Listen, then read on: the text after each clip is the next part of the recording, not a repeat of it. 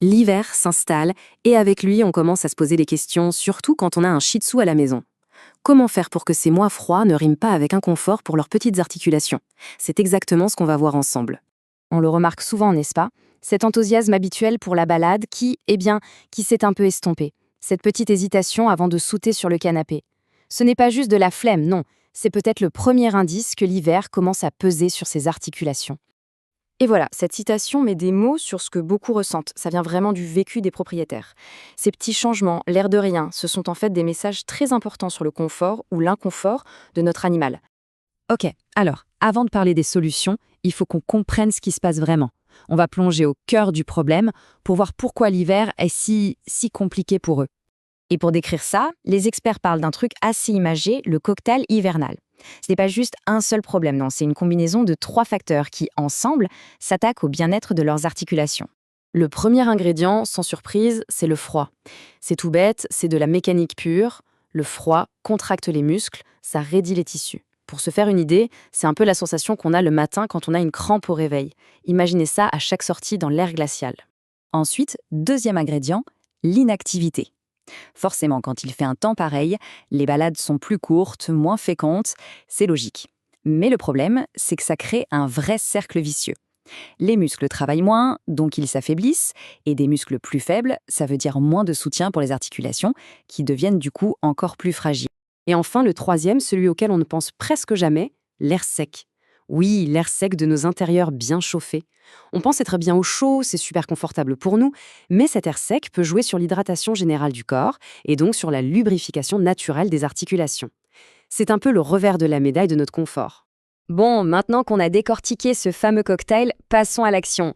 La première chose à faire, la plus simple, c'est de s'occuper de la maison, de son environnement direct. Ce tableau, il est super parce qu'il résume des gestes vraiment simples et concrets.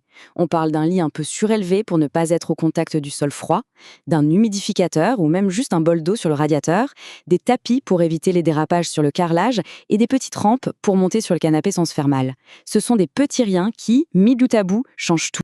Et regardez cette anecdote, elle est parfaite pour illustrer ça. C'est incroyable, non? Juste en déplaçant le panier, le propriétaire a vu une différence nette sur la raideur du matin.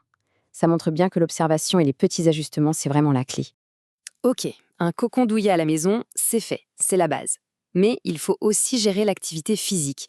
Alors comment on fait pour bouger, mais bouger intelligemment, pendant l'hiver? Pour les sorties, la devise, c'est la qualité avant la quantité.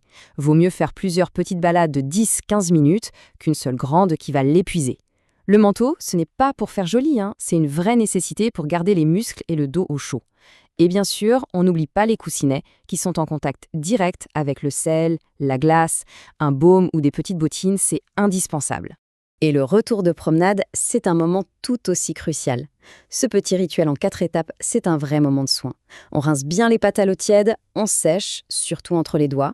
Un petit massage tout doux pour relancer la circulation, c'est une façon de transformer la fin de la balade en un vrai moment de bien-être.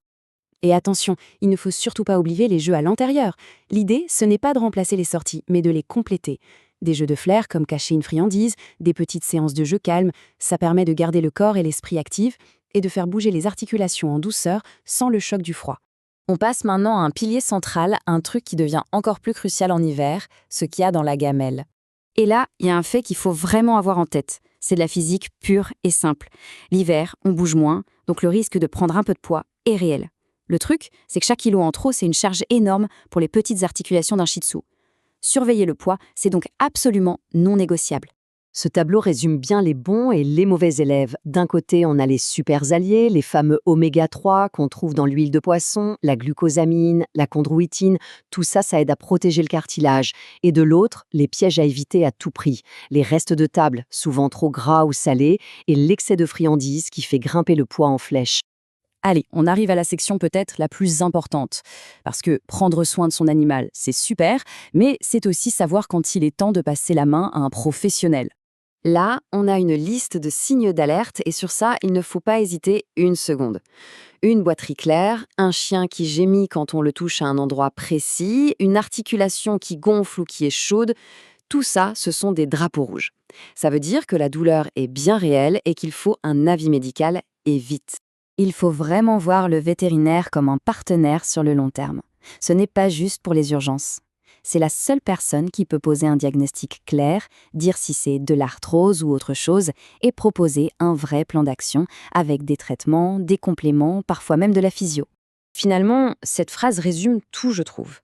La clé, c'est vraiment l'observation et agir vite. Avec de l'attention, des adaptations toutes simples, on peut vraiment, vraiment améliorer la qualité de vie de son compagnon pendant l'hiver. Alors, pour finir, une petite question pour la route. Quel est le petit changement, même tout petit, qui pourrait être fait dès aujourd'hui pour rendre cet hiver plus doux pour son compagnon? Ça peut être n'importe quoi. Déplacer le panier, prévoir un massage, chaque geste compte. Merci d'avoir suivi ce décryptage avec moi.